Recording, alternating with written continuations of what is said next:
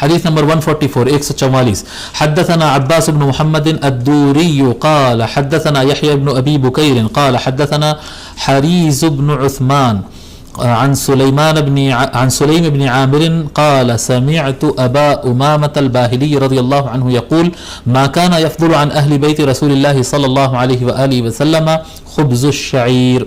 امامہ الباہلی، ابو امامہ لکھے ان کے بارے میں، ابو امامہ یہ آپ کی کنیت ہے، اس سے شہرت ہے آپ کی، اصل نام ہے آپ کا سدئی، ابو امامہ سدئی بن عجلان، عجلان بھی ہو سکتا وہ عجلان بھی ہو سکتا، سدئی بن عجلان الباہلی، سدئی بن عجلان الباہلی، ابو امامہ الباہلی سے آپ کی شہرت ہے. یہ صحابی ہے اور بیعت الرضوان جو صلح الحدیبیہ کے موقع پہ درخت کے نیچے آقا صلی اللہ علیہ وسلم تجدید بیعت کرائے تھے مکہ میں داخل ہونے کے لیے، تو وہ جو بیعت رضوان تھی اس میں بیعت کرنے والوں میں سے تھے، اور آقا صلی اللہ علیہ وآلہ وسلم نے ان کو ذمہ داری دی تھی اپنے خاندان میں تبلیغ کرنے. جی ان کا جو خاندان تھا الباہلی خاندان، اس میں جاؤ آپ اسلام پھیلاؤ، لوگ کو پہنچاؤ اسلام.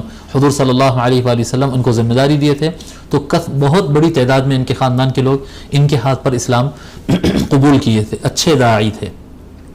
86 ہجری میں آپ کا انتقال ہوا، 86 ہجری میں حضرت ابو امامہ الباہلی رضی اللہ تعالیٰ عنہ کا انتقال ہوا.